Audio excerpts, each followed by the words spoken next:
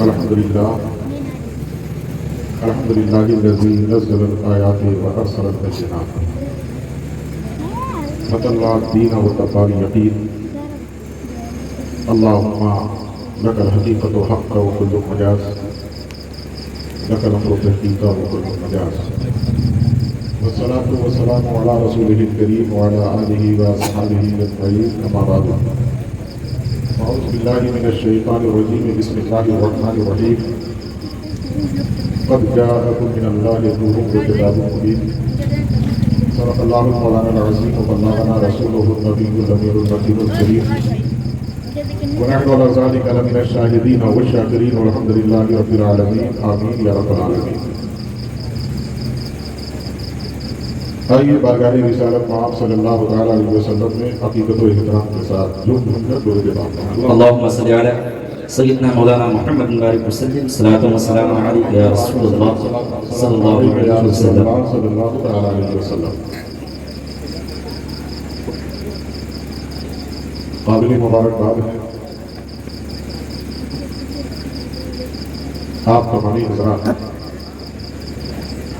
جو اس بابرکت محفل میں شرکت کی سعادتیں حاصل کر رہے ہیں، اور خصوصیت کے ساتھ وہ لوگ جنہوں نے کام دل میں قدم سکھنے حصہ لے کر کے اس محفل پاک کو رچایا بسایا اور سجایا ہے، اللہ تبارک و تعالی ہم سب کو اس محفل پاک کے صدقے میں عمل خیر کرنے کی توفیق عطا فرمائے، آمین اور دارین کی نعمتوں سے سرفراز فرمائے، آمین رب العالمین۔ کافی دیر سے آپ حضرات اس محفل میں بیٹھے ہوئے ہیں، نعت و مرتبت کے اشعار بھی سماعت کر رہے ہیں اور تقریر بھی آپ نے سماعت کیا۔ بہت لمبی چوڑی تقریر نہ کرتے ہوئے تھوڑی دیر کے لیے میں آپ حضرات کے سامنے حاضر آیا ہوں۔ انشاءاللہ وہ گھٹنا خطیب کی حیثیت سے نہیں، مقرر کی حیثیت سے، اپنوں میں اپنی کی حیثیت سے کچھ مفید باتیں آپ حضرات کے سامنے رکھنے کی سعادت حاصل کروں گا۔ اللہ رب العزت ہمیں حق کہنے کی، آپ کو حق سننے کی توفیق عطا فرمائے، آمین۔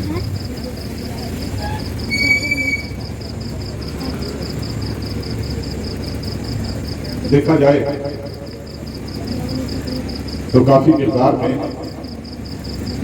علاقے کی پسماندگی کے اعتبار سے کافی مقدار میں لوگ حاضر ہوئے۔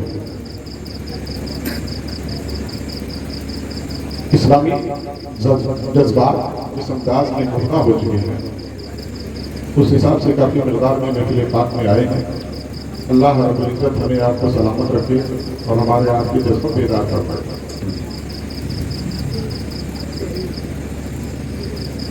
صدیوں پہلے تقریباً آج سے 1497 سال پہلے مکہ مکرمہ کی سرزمین پر ہم سب کے آقا، دونوں عالم کے مالک و مختار جناب محمد رسول اللہ صلی اللہ علیہ وسلم تشریف لائے، مگر حالات کی تازگی، حالات کی بشاشت اس بات کی گواہی دیتی ہے کہ لگتا ہے کہ وہ عظیم شخصیت آج ابھی اسی وقت تک دنیا کے اندر تشریف لا رہی ہے۔ ابھی خوشیوں کا احساس عاشقان مصطفیٰ کو ہوتا ہوا نظر آتا ہے۔ شاعر کہتا ہے زمین سے آسمان تک، آسمان سے لامکاں تک ہے، زمین سے آسمان تک، آسمان سے لامکاں تک ہے، کہاں کھولے ہیں یسوع یار نے خوشبو کہاں۔ سبحان اللہ سبحان اللہ۔ ابھی میں نے ذکر کیا، بتایا آپ کو کہ اللہ رب العزت کی ذات کے بعد اس پوری کائنات کے اندر لوگوں نے جتنا تذکرہ ہم سب کے نبی، ہم سب کے پیغمبر کا سنا، شاید کسی کا نہیں سنا۔ اس لیے کہ ہمارے نبی سے زیادہ تذکرہ آج تک کسی کا ہوا ہی نہیں اور قیامت تک ہوگا بھی نہیں۔ گلی گلی نبی کے یاد کی محفلوں کا انعقاد ہوتا ہے، گھر گھر میں نبی کی یاد کا چراغاں کیا جاتا ہے. بچے سے لے کر کے جوان، جوان سے لے کر کے بڈھے، مرد تو مرد، عورتیں نبی کے عظمت و رفعت کے ترانے گنگناتے ہوئے نظر آتے ہیں. جہاں دیکھو، جس جگہ دیکھو، نبی کی یاد کی محفلوں کا انعقاد ہوتا ہے. اعلیٰ حضرت عظیم البرکت بیان فرماتے ہیں، عرش پہ تازہ چھیڑ چھاڑ، فرش پہ طرفہ دھوم دھام، کان جدھر لگائیے تیری ہی داستان. سبحان اللہ. اور اللہ کا لاکھ لاکھ شکر ہے اور اس کا احسان عظیم ہے کہ یہ مبارک رات ہمیں اور آپ کو بار بار میسر ہو رہی ہے اور آج بھی میسر ہے. جب جب یہ شب نور ہمارے اور آپ کے درمیان آتی ہے تو اہل سنت والجماعت کے درمیان خوشیوں کا ایک ماحول بنتا ہوا نظر آتا ہے. ابھی میں نے شاید مسجد میں بتایا تھا، ابھی آج آ رہا تھا راستے میں، کاندے والی سے کھول گیا. چند لوگ بیٹھے ہوئے ہیں، پورا پاس چند لوگ بیٹھے ہوئے ہیں، آپس میں بحث وہی کر رہے ہیں جو مسجد نے نہیں بتایا کہ آپ لوگ 12 تاریخ کو کیوں جلوس نکالتے ہیں جبکہ نبی کی آمد کے بارے میں 9 تاریخ کے بارے میں ذکر کیا گیا. 9 ربیع الاول کے بارے میں بعض کتابوں میں آیا. تو سامنے والے نے جب چھوڑ کیا تو یہ کہہ دیا کہ حضرت میں ہینڈ فری کیا ہوں، چند لوگ بیٹھے ہیں، ایک صاحب اعتراض کر رہے ہیں. تو میں نے کہا جواب سن لیجیے. اور آپ کھول کر کے کسی آیت اور سورت کو پڑھا جائے، حدیث کی کتابوں کو کھول کر کے کوئی حدیث پڑھ کر کے سنائی جائے، اس سے پہلے ایک بات آپ سن لو اور ان کو بھی بتا دو. میں نے اس کو کئی جگہ کہا، آج بھی میں کہتا ہوں، ہم اہل سنت والجماعت کے جو اکابرین گزرے، ہمارے جو اسلاف گزرے، اس جماعت کے جو محققین اور محدثین گزرے، ان لوگوں نے اپنی جد و جہد اور تحقیق کرنے کے بعد اس نتیجے پہ پہنچے کہ مصطفیٰ جان رحمت اس دنیا کے اندر 12 ربیع الاول کو صبح صادق کے وقت دنیا کے اندر تشریف لائے. اس لیے ہم اہل سنت والجماعت 12 ربیع الاول کو خوشی مناتے ہیں، محفل کا انعقاد کرتے ہیں، جلوس نکالتے ہیں، جلسے کا اہتمام کرتے ہیں. اب اگر کوئی باطل عقیدہ رکھنے والا، کسی بھی مکتب فکر کا انسان یہ کہے 9 ربیع الاول کو نبی آئے، تو ان سے کہہ دو 9 ربیع الاول کو تم جلوس نکالو، ہم 9 کو بھی شامل ہوں گے اور 12 کو بھی شامل ہو کر کے اپنے نبی کی محبت کا اظہار کرتے ہیں. سبحان اللہ، سبحان اللہ. مگر تمہیں جلوس تو نکالنا نہیں ہے، خوشی کا اہتمام کرنا نہیں ہے، بس کسی خرافات کے تحت اس جلوس کو بند کیسے کیا جائے، اسے روکا کیسے جائے، اس کے اندر خلل کیسے ڈالا جائے. لیکن ایک بات جانو، اسی لیے تو اعلیٰ حضرت عظیم البرکت نے کسی موقع پہ کہا تھا اور بڑے اچھے انداز میں کہا تھا، نثار تیری چہل پہل پر ہزاروں عید ربیع الاول، سوائے ابلیس کے جہاں میں سبھی تو خوشیاں منا رہے ہیں. سبحان اللہ. بے شک. تو نبی کی آمد پر خوشی منانا ہم اہل سنت والجماعت کا اپنا ایک مشغلہ ہے اور انشاءاللہ رحمان. اچھا، فرق یہ ہے، نبی کے آمد کا تذکرہ یا میلاد نبی کے آنے کے بعد نہیں شروع ہوا، نبی کے آنے سے پہلے بھی شروع ہوا. آپ نے کتابوں میں پڑھا ہوگا، لوگوں سے سنا ہوگا، علماء سے سنا ہوگا، حضرت آدم سے لے کر کے عیسیٰ روح اللہ تک جتنے بھی نبی پیغمبر رسول آئے، یہ نبی کی میلاد بھی پڑھے ہیں، نبی کی آمد کا تذکرہ بھی کیے ہیں، اور نبی کے آنے کے بعد سے لے کر کے صحابہ تابعین ابھی تک اور انشاءاللہ الرحمن قیامت تک عاشقان مصطفیٰ نبی کے میلاد کی محفل کا انعقاد کرتے ہیں اور قیامت تک کرتے ہیں. کیوں نہیں کریں گے؟ اس کی ایک مثال دیتا ہوں اور چند باتیں میں آپ کے سامنے رکھ دیتا ہوں، رکھ کر کے اپنی تقریر کو ختم کرتا ہوں. اس لیے کہ میری تقریر چاہے کدھر جائے مگر آ کر کے ایک پہلو پہ ٹک جاتی ہے. اگر آپ سنے ہوں گے تو آپ کو معلوم ہوگا، کوئی نہ کوئی اصلاحی پہلو میں ضرور لے کر گیا. کسی بھی محفل میں کسی بھی موضوع کو اٹھاؤ تو کم سے کم نبی کی سیرت کو، نبی کے حالات زندگی کو آپ کے سامنے رکھ کر کے اس بات کا خود احساس کروں، آپ کا احساس کراؤں کہ ہماری زندگی اسی وقت کامیاب ہو سکتی ہے جب مصطفیٰ جان رحمت کی سیرت کو ہم اپنے نگاہوں کے سامنے رکھ کر کے آگے بڑھیں گے، زندگی گزاریں گے تو ہماری زندگی کا ایک ایک پہلو روشن و منور ہوتا ہوگا. آئیے ایک بات میں رکھتا ہوں، نبی کے آنے سے پہلے جس صبح صادق کو نبی دنیا کے اندر تشریف لائے، واقعات تو بہت لمبے ہیں، واقعات سنانا مقصد نہیں. عرب کا وہ نجومی جس کے علم نجوم کے اپنے بھی قائل تھے، پرائے بھی قائل تھے، وہ ستاروں کا اتنا زیادہ عالم تھا کہ بڑے سے بڑے لوگ اس کے سامنے جا کر کے सानिए अदब तय करने पे मजबूर हो जाते थे। वो अरब का बड़ा नजूमी जिस सुबह सादिक को मुस्तफा जाने रहमत तशरीफ लाए, मक्का की सरजमीन पर पागलों के मानी दौड़ता, जहां देखता तो 4 लोग बैठे हुए हैं। पहुंचने के बाद पूछता, ये बताओ किसी कुंबा किसी कबीले के अंदर आज कोई बच्चा पैदा हुआ है? आज किसी बच्चे की विलादत हुई है? अगर कोई बताता फला कबीले के अंदर बनु आदि के अंदर एक बच्चा पैदा हुआ, वो दौड़ते हुए वहां पर जाता, लोग उसका एहतराम करते थे, उसका अदब बजा लाते थे, क्योंकि वो अरब का एक बड़ा आलिम माना जा रहा था। और हर दौर और हर जमाने में चाहे जिस मकतबे फिक्र का हो, अगर उस पीर मजहब का जानने वाला है तो उसकी कौम हो जो लायक कौम होती है, उसका एहतराम कल भी कर रही थी, आज भी कर रही है, आने वाले जमाने में भी करेगी। और ना अहलों का तो मामला तो उल्टा ही है। इसलिए कि अदब ही से इंसान कामयाबी की मंजिलों को देगा। आप अपने बाप के सामने अदब से रहेंगे, उनकी दुआ पाएंगे। उस्ताद के सामने अदब से रहेंगे, उनकी दुआ पाएंगे।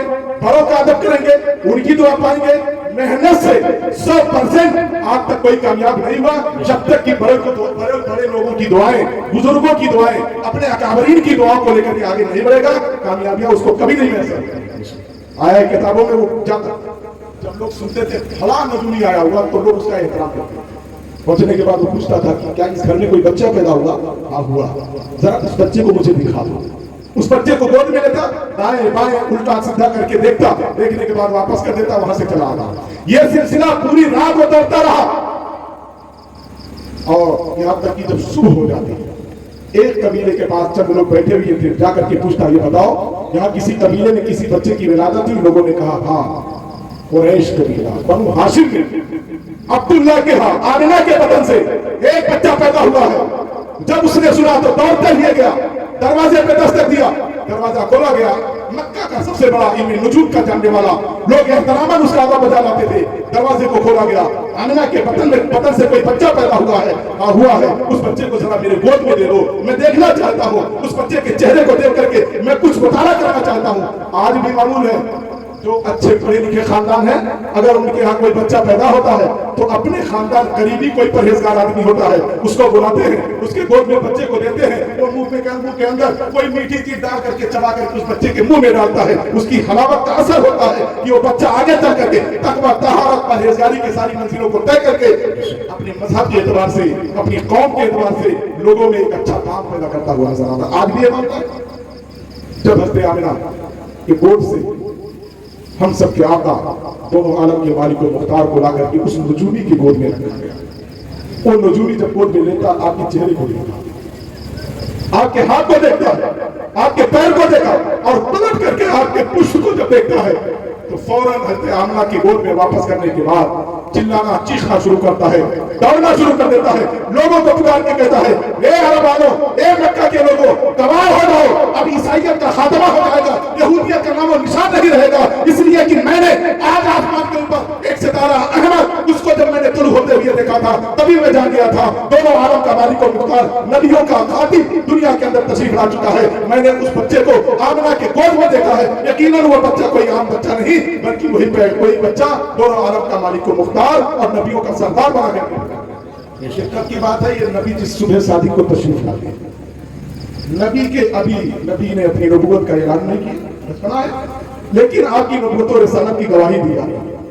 और अब्दुल मुत्तलिब जब सुबह सादिक के वक्त जब जाते हैं खाने काबा का तवाफ करने के लिए, तो क्या देखते हैं? खाने काबा की दीवार हज़रत अब्दुल्ला के घर की जानिब झुकती जा रही है, झुकती जा रही है। इसी को देखकर के आला हज़रत ने किसी मौके पे कहा था, जिसके सजदे को मेहराबे काबा झुकी, उन भावों की लताफत बेशक। सुभान अल्लाह, सुभान अल्लाह। तो नबी के आमद का तस्करा नबी के आने के पहले और नबी के आने के बाद आज तक और क़यामत तक इंशाअल्लाह रहमान होता है।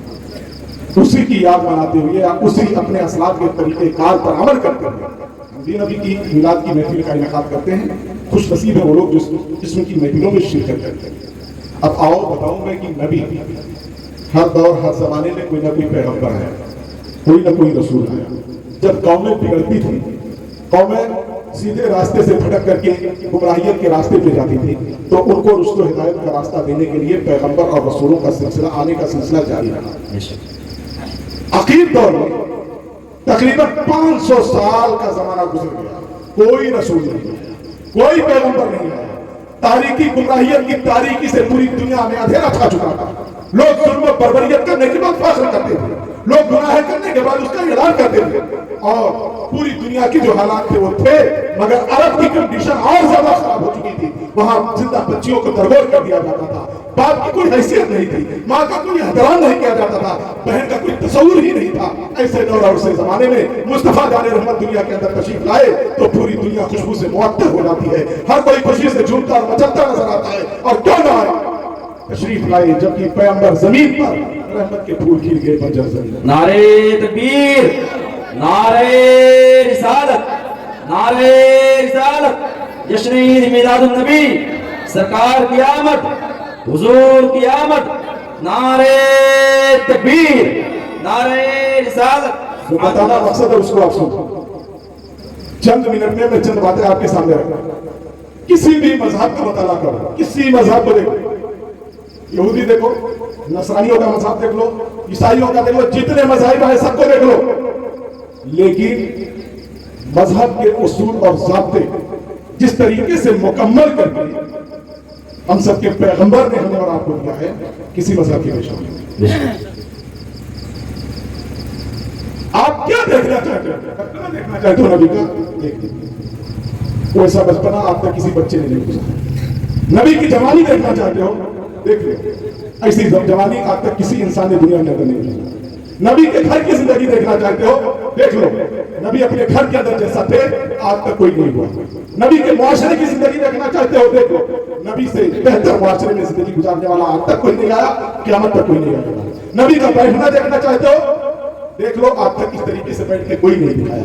नबी का चलना बेमिसाल, नबी का खाना बेमिसाल, नबी का पीना बेमिसाल, जिंदगी के एक एक पहलू को देखो, फख्र करो कि हम उस पैगंबर के मानने वाले हैं जिन्होंने हमारी जिंदगी का कोई पहलू नहीं छोड़ा, हर पहलू पर उन्होंने रोशनी डाल दिया। फर्क इतना है कि उस पर अमल नहीं करते, अमल कर ले तो कल भी हम मुअज्जज़ थे, आज भी मुअज्जज़ होंगे, आने वाले जमाने में भी हमारी इज्जत और तकरीम में कोई कमी नहीं पैदा होगी। उसकी एक मिसाल मैं देना चाहता हूँ, उसकी एक मिसाल मैं आपके सामने रखना चाहता हूँ, यही सुन लीजिए, इंशाअल्लाह रहमान कुछ काम आएगा। अल्लाह के मुकद्दस नबी दुनिया के अंदर तशरीफ लाए, उससे लगभग 6 महीने पहले आपके वालिद गिरामी दुनिया से पर्दा हुआ। तशरीफ लाने से पहले दुनिया से पर्दा हुआ, और जब नबी दुनिया के अंदर आए तो तकरीबन 6 साल की उम्र, मदीना की सरजमीन, हज़रत आमिना साथ में उनकी फूफी उम्मे ऐमन मदीना से मक्का के लिए गए। एक हल्की सी झलक देखो मेरे नबी ने क्या दिया, और आज हम कहां भटक रहे हैं, किस जगह घूम रहे हैं। दुनिया के इन रंगीनियों में इस तरीके से गुम हो चुके हैं, हम समझते हैं कि और दीगर मज़ाहिब के लोग इतनी तरक्की कर रहे हैं, वो हक पे होंगे। ऐसा कभी नहीं हो सकता है। मेरे पैगंबर की जिंदगी का मुताला करने के बाद बड़े से बड़ा ईसाई, बड़े से बड़ा पादरी, जो और दीगर मज़हब के पैरोकार थे, अगर नबी की जिंदगी या नबी की सीरत का मुताला कर लिया है तो मैं दावे के साथ कहता हूँ कलमा पढ़ के दायरे इस्लाम में दाखिल है। इसलिए नबी की सीरत जैसी सीरत आप तक कोई पेश ही नहीं कर पाए। आप जरा सोचो, 3 लोग मदीना से, अभी मदीना नहीं, अभी निकल चुके, चलते चलते मकाम अबवा में पहुंचते। उसके पहले आपके वालिदा हज़रत आमिना की तबीयत खराब, खुद सहारे की जरूरत है। माँ की तबीयत खराब हुई, उस उम्र में माँ को सहारा क्या दे सकते, तबीयत खराब हुई। मकाम अबवा में पहुंचते पहुंचते बहुत ज्यादा तबीयत खराब हो गई, चलने फिरने से कासिर हो जाती। मकाम अबवा में क़याम किया, हज़रत आमिना को एहसास हो जाता है कि लगता है मेरी जिंदगी के आखिरी वक्त है। एक माँ, उसके सामने उसका चंद साल का बेटा, जिस बेटे की मिसाल दुनिया नहीं दे सकती है, वो बेटा मौजूद हो और माँ को एहसास हो जाए कि अब तो मैं दुनिया से जाने वाली हूँ, मैं भी जा रही हूँ, मेरे बेटे का वालिद पहले भी जा चुका है। क्या कैफियत गुजरी होगी उस माँ पर, किस दौर से गुजरी होगी वो माँ। हज़रत आमिना हज़रत उम्मे ऐमन को बुलाती है, बुलाने के बाद उम्मे ऐमन से कहती है, हज़रत उम्मे ऐमन के हाथ को पकड़ा, अपने बेटे के हाथ को पकड़ करके उम्मे ऐमन के हाथ में देने के बाद कहा था, ए उम्मे ऐमन, हो सकता है कि मैं दुनिया से पर्दा कर जाऊं, मगर मैं तुझे एक कीमती अमानत देती हूँ, इस मेरे बेटे को बड़ी सलामती के साथ तुम मक्का की सरजमीन पर ले जाकर के इसके दादा के हवाले कर देना। जरा गौर करो, इसके दादा के हवाले कर देना। उम्मे ऐमन ने वादा किया, फिर अल्लाह के मुकद्दस नबी की वालिदा अपने बच्चे को सीने से लगा लेती है, फरमाया बेटा دنیا میں جو بھی آیا ہے وہ مرنے کے لیے آیا ہے، جو بھی آیا ہے وہ فنا ہونے کے لیے آیا ہے. کسی کو دائمی زندگی نہیں مل سکتی. آج مرے کل مرے پرسوں مرے، دنیا سے اسے جانا ہے. پھر کسی کے موت پر افسوس کرنے کی کوئی ضرورت نہیں. لیکن بیٹا ایک بات یاد رکھنا، میں اگرچہ مر جاؤں گی لیکن میرا نام دنیا سے کوئی مٹا نہیں سکتا ہے. میرے نام کو کوئی مٹانے والا نہیں ہوگا. اس لیے انی ولد تو توڑا، میں نے عام بچہ نہیں پیدا کیا ہے، وہ بچہ پیدا کیا ہے جو پاک صاف ستھرا بچہ ہے، جس جیسا بچہ آج تک دنیا میں کوئی نہیں پیدا کیا. جب اتنا پاکیزہ بچہ ہو تو اس ماں کا نام یا اس کے باپ کا نام دنیا سے کون مٹا سکتا ہے؟ آج دنیاوی اعتبار سے اگر کوئی بچہ کامیاب ہو جاتا ہے تو اس کے باپ کا تعارف اس بیٹے کے نام سے کیا جاتا ہے، اس کی ماں کو اس بیٹے کے نام سے متعارف کیا جاتا ہے. مسلمانوں ذرا سوچو، حضرت آمنہ نے اپنے بیٹے کو گود سے سینے سے لگانے کے بعد یہ کہا، اور تھوڑی دیر کے بعد آپ کی روح آپ کے قبض سے دوسری سے پرواز کر گئی. اس بچپنے کے عالم میں، اس ریتیلی زمین پر اپنے ننھے ہاتھوں سے آپ نے ریتیلی زمین پر قبر کو کھودا، اور کتنی مشکل اور مشقت کے بعد آپ اپنے ماں کو اپنے ہاتھوں سے لے جا کر کے دفن کیا ہوگا.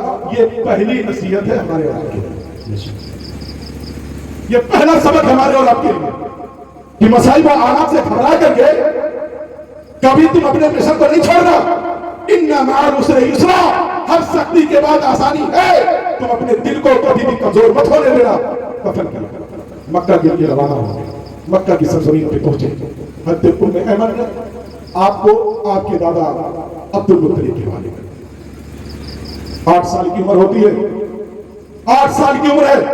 عبد المطلب کا بھی انتقال ہو گیا. باپ دنیا سے گئے، باپ کا غم، ماں دنیا سے جاتی ہے، ماں کا غم. دادا کے طویل میں آ گئے، 8 سال کی عمر ہے، دادا بھی دنیا سے پردہ کر گئے. وہی مکہ کی سرزمین ہے، وہی حرم کعبہ ہے.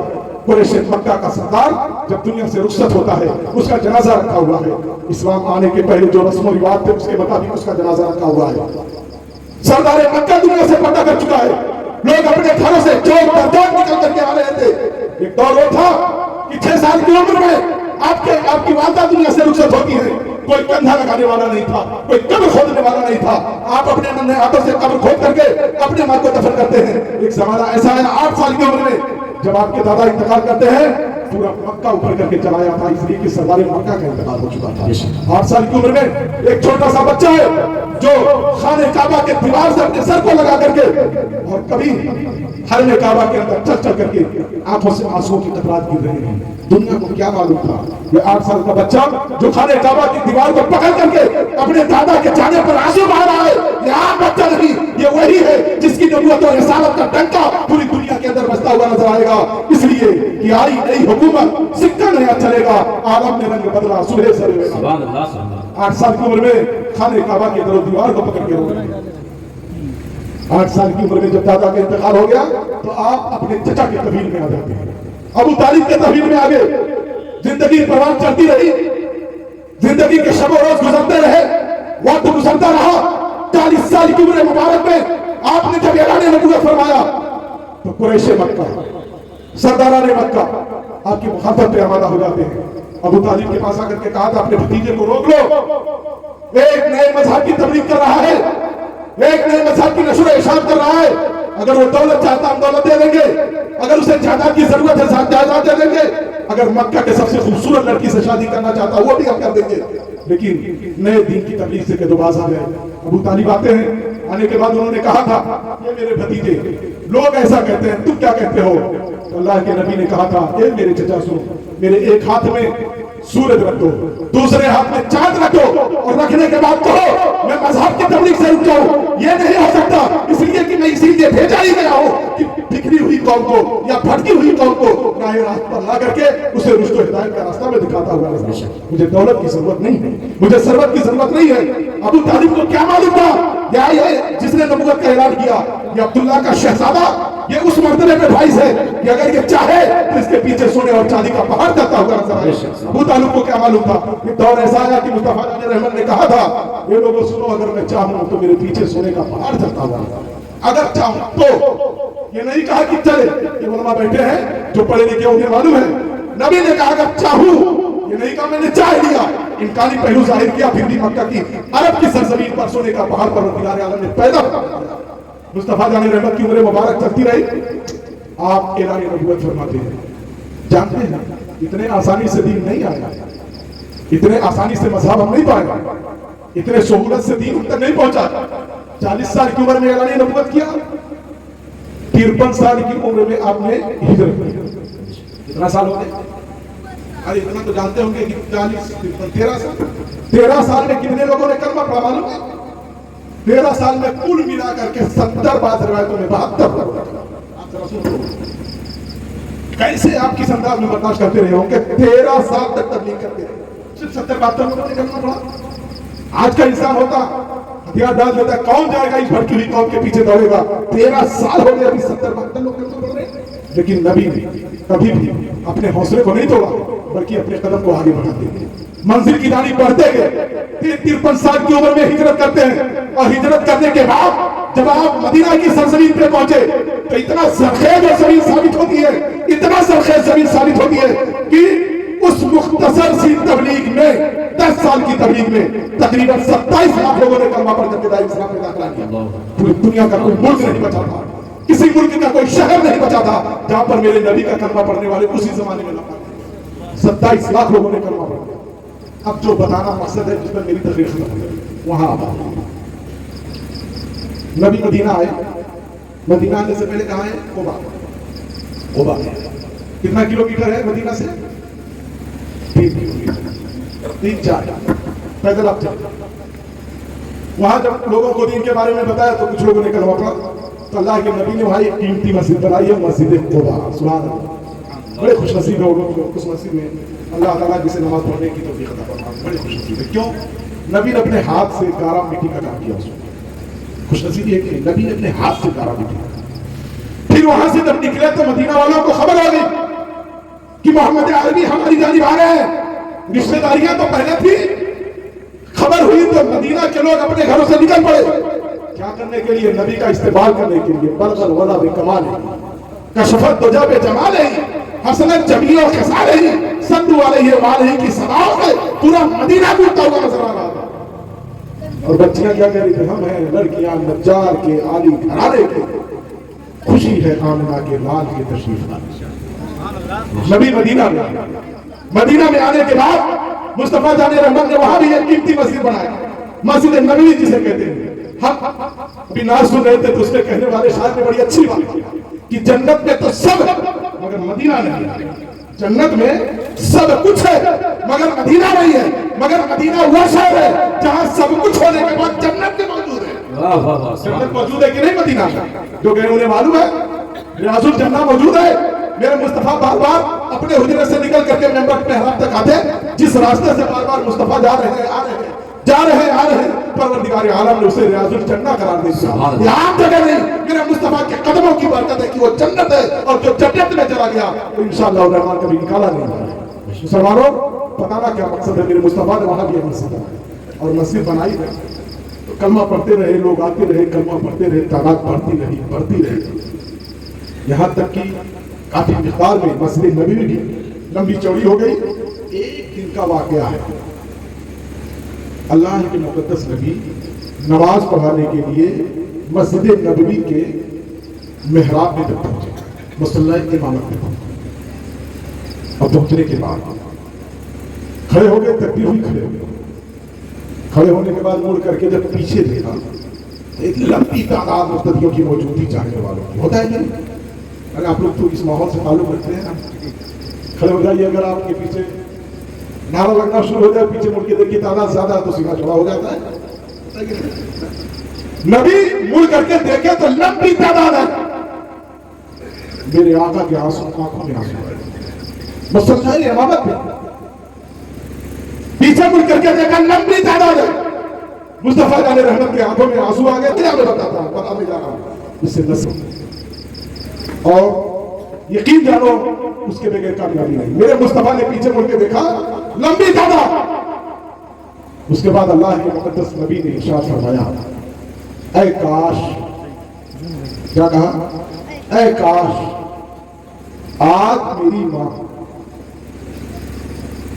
زندہ ہوتا۔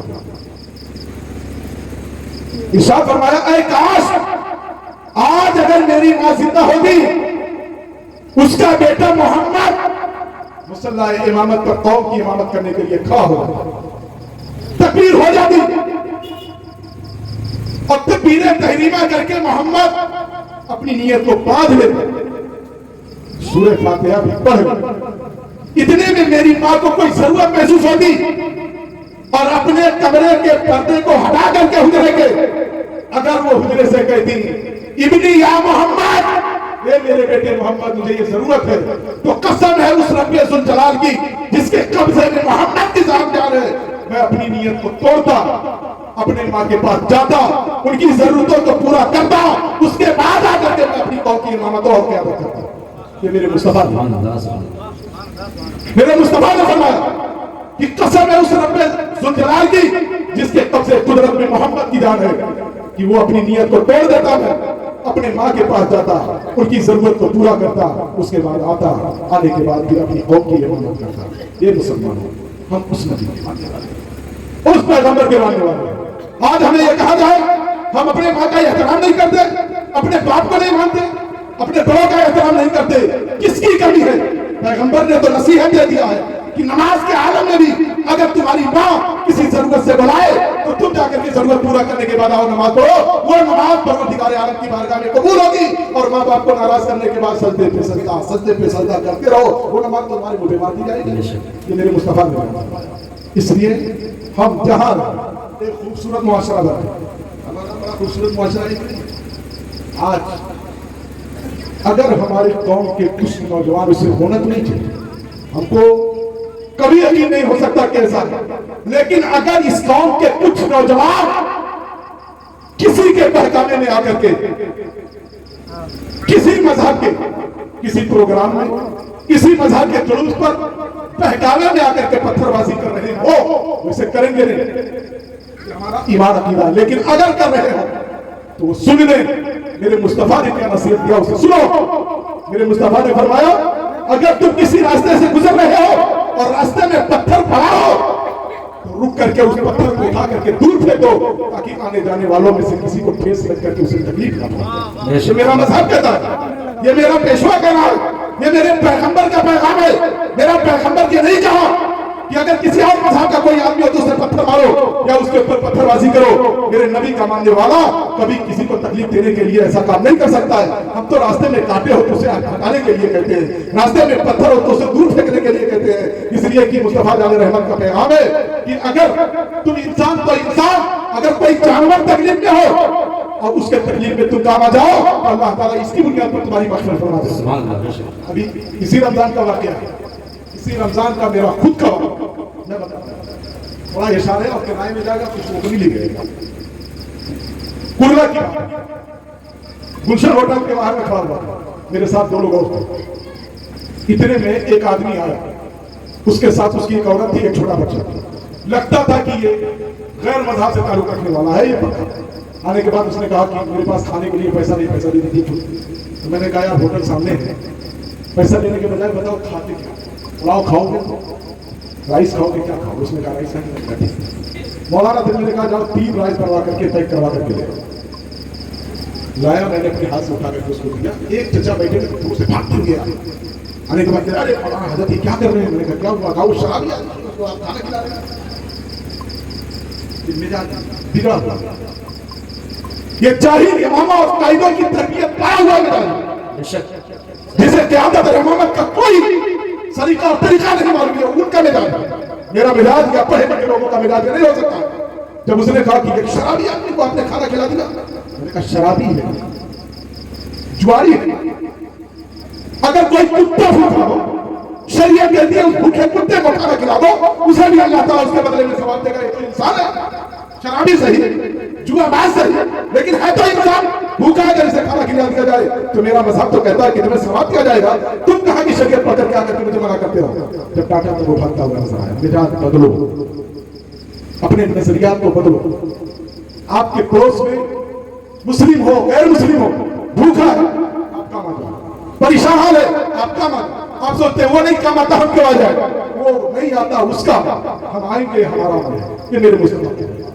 اور آج کے اس امن کانفرنس کے ذریعہ میں یہی پیغام دوں گا کہ اللہ تعالیٰ ہمیں اور آپ کو نبی پاک کی سیرت طیبہ اپنے نگاہوں کے سامنے رکھ کر کے اس کے مطابق زندگی گزارنے کی توفیق عطا فرمائے۔ اور नबी के सीरत का पैकर बन जाओ। चलोगे ना तो चलोगे तो लोग जानेंगे कि कोई जा रहा है परहेजगार। हमने तो यहाँ तक किताब में पढ़ा कि प्लेन के अंदर सच्चा मुसलमान बैठा है और एक कट्टर यहूदी बगल में बैठा है। अपनी मंजिल पे पहुंचने से पहले कलमा पढ़ गया। मंजिल पर पहुंचने से पहले 2 घंटा 3 घंटा की सोहबत पाने के बाद उस सच्चे मुसलमान की सीरत को देखने के बाद यह पुकार उठता है, जब नबी का एक अदना गुलाम इतना आला सीरत का मालिक हो सकता है तो इसके पैगंबर की सीरत का आलम क्या रहा होगा। वो कलमा पढ़ करके मुसलमान होता होगा मुसलमान। सुभान अल्लाह। 3 घंटे के सफर, 3.5 घंटे के सफर में। और आज जो सबसे गंदी बस्ती हो मुसलमानों की बस्ती, गंदा मोहल्ला हो मुसलमानों का मोहल्ला, चले जाओ 1 बजे तक जहां पर बच्चे लोग बर्बादी करते हो मुसलमानों का गांव है। ये सब क्या हो गया? क्या यही शरीयत हमें बताती है? मज़हब ने यही हमें तरबियत दिया है? हमारा मज़हब बड़ा साफ मज़हब है, बड़ा सुथरा मज़हब है, बड़ा पाकीज़ा मज़हब है। हमारे मज़हब से, और एक बात और जानो, हमारे मज़हब से अच्छा आज तक कोई मज़हब नहीं आया और क़यामत तक नहीं आएगा। इस मज़हब का मानने वाला अगर सच्चा मानने वाला हो जाए तो इससे बेहतर आज तक कोई कौम नहीं आई, क़यामत तक नहीं आएगी। ये मुसलमानों बहुत ज्यादा हमारी बदनामियां हो चुकी हैं। अपने आप को सुधारो, अपने बच्चों को पढ़ाओ, बच्चों को दीन की तालीम दो, मजहब की तालीम दो, डॉक्टर बनाओ, इंजीनियर बनाओ, लेक्चरार बनाओ, प्रोफेसर बनाओ, मगर उस बच्चे को कुरान की भी तालीम दे दो, मजहब की भी तालीम दे दो, नमाज पढ़ने का तरीका भी बता दो, हुकूक के वालिदैन क्या उसे भी बता दो, बड़ों का अदब कैसे किया जाता है उसे भी बता दो। तरबियत के लिए अगर 2-3 हज़ार रुपया, 1500 रुपया लगता है तो किसी आलिम को बुला करके रोजाना उस बच्चे की तरबियत कराओ, ताकि कम से कम वो एक अच्छा डॉक्टर, अच्छा इंजीनियर, एक परहेजगार लेक्चरार बन करके अगर जिंदगी को गुजारेगा तो जिस शोबे में रहेगा वहां अपने मजहब की शुक्रिया करता हुआ नजर आएगा, मजहब की सरबुलंदी करता हुआ नजर आएगा। यही चंद बातें मैं आपके सामने रखता हूँ। परवरदिगार आलम हमें आपको सबको अमल खैर की तौफीक अता फरमाए, हर किस्म की बुराइयों बेहयाइयों से बचने की तौफीक अता फरमाए। और फिर मैं कहता हूँ वो लोग जो इस महीने पाक का इंतजार करते हैं, परवरदिगार आलम उनके बाजुओं में ताकत, उनके दिलों में हौसले अता फरमाए, उन्हें दीन दुनिया हर जगह कामयाबी से करार फरमाए। खुदा अलैहि व सल्लम।